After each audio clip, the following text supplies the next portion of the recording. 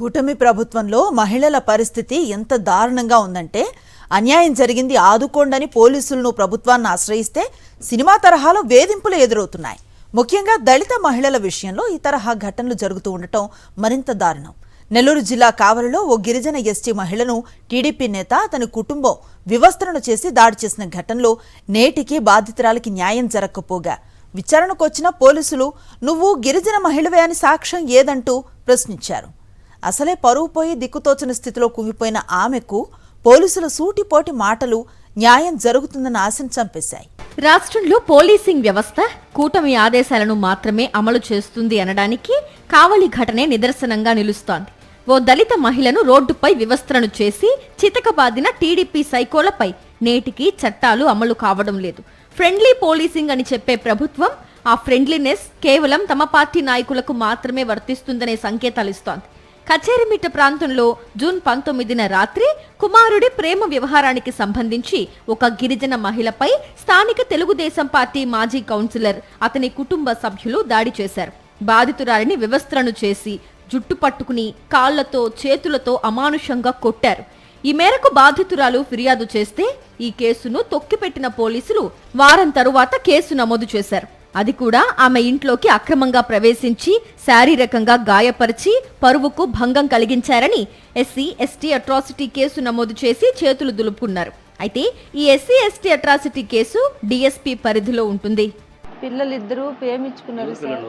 మా అబ్బాయి వాళ్ళ అమ్మాయి ప్రేమించుకున్నారు. ప్రేమించుకుంటే అది మొన్న ఒకసారి తెలిసింది, ఇంట్లో వాళ్ళకి తెలిసింది, నాకు తెలిసింది. నేను చెప్పాను, అమ్మ మాకు గొడవలు ఏమొద్దమ్మా, పెద్దోళ్ళని పిలుచుకొని మాట్లాడుకుంటాను అని చెప్పి 4 రోజులు గమ్ముకున్నాను సార్.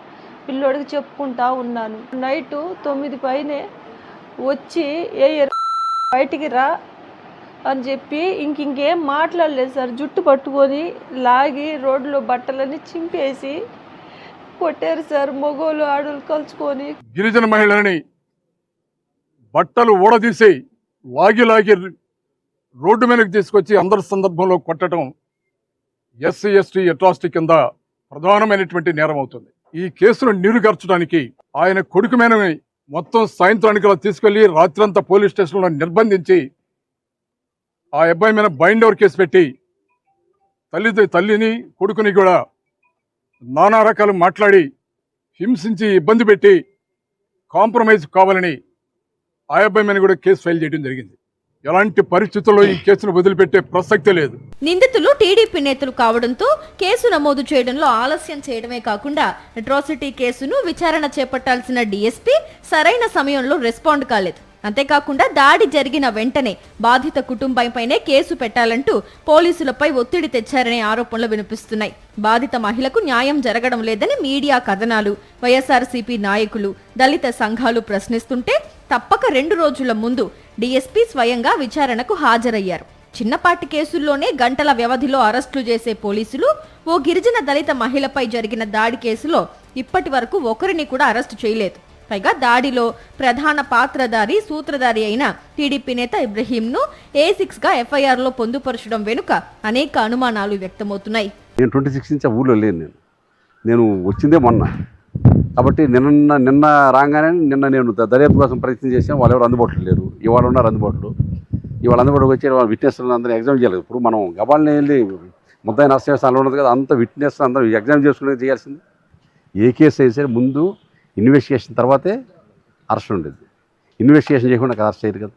ఒక పక్క ఒక మహిళకి, ఎస్టీ మహిళకి అన్యాయం జరిగిందని చెప్పి పదే ప్రస్తావిస్తున్నా ఏమాత్రం పట్టించుకోకుండా దాన్ని ఏదో ఒక విధంగా నీరుగార్చాలి, నిందితులనే పాపం రక్షించాలి, బాధితులను నిందితులుగా చేర్చాలి, వాళ్ళని ఏదో ఒక విధంగా బెదిరించి బ్లాక్మెయిల్ చేసి ఈ కేసు ముందుకు వెళ్లకుండా చూడాలనేటువంటి ఒక దుర్మార్గమైనటువంటి ఆలోచనతో దొంగ సర్టిఫికేట్లు పుట్టి చంద్రబాబు నాయుడు గారు నెల్లూరు వచ్చినప్పుడు ఒక మాట చెప్పాడు. చంద్రబాబు నాయుడు ఈ మధ్య ఎక్కడికి వెళ్ళినా ఒకటే మాట చెప్తున్నాడు, కానీ ఆచరించడం లేదు. నిన్న కూడా చెప్పాడు, ఎవరన్నా మహిళల జోలికి వచ్చినా, మహిళల మీద చేయి వేసినా ఆ రోజు ఆఖరి రోజు అవుతుంది వాళ్ళకి అని చెప్పాడు. చంద్రబాబు చెబుతూనే ఉన్నాడు తప్ప ఈరోజు ఈ కేసు జరిగి ఇన్ని రోజులైనా కనీసం అరెస్టులు లేవు, దాని గురించి పట్టించుకునేటువంటి నాదుడే లేదు. అయితే తాజాగా ఈ కేసును నీరుగార్చే ప్రయత్నం జరుగుతున్నట్లు తెలుస్తోంది. అట్రాసిటీ కేసు కింద సుదీర్ఘ విచారణ పేరుతో కాలయాపన చేసిన డీఎస్పీ రెవెన్యూ అధికారులను కోరడం విడ్డూరం. బాధితురాలు ఆమె వద్ద ఉన్న తన తల్లిదండ్రులు, సోదరునికి సంబంధించిన కుల ధృవీకరణ పత్రాలు చూపించినా పోలీసులు అవేమీ పట్టించుకోలేదు. దీంతో తమకు పోలీసులు న్యాయం చేస్తారన్న నమ్మకం కూడా ఆ బాధిత కుటుంబానికి లేకుండా పోయింది. మరిన్ని అప్డేట్స్ కోసం ఛానల్ ను సబ్స్క్రైబ్ చేయండి. నోటిఫికేషన్స్ కోసం బెల్ ఐకాన్ పై క్లిక్ చేయండి.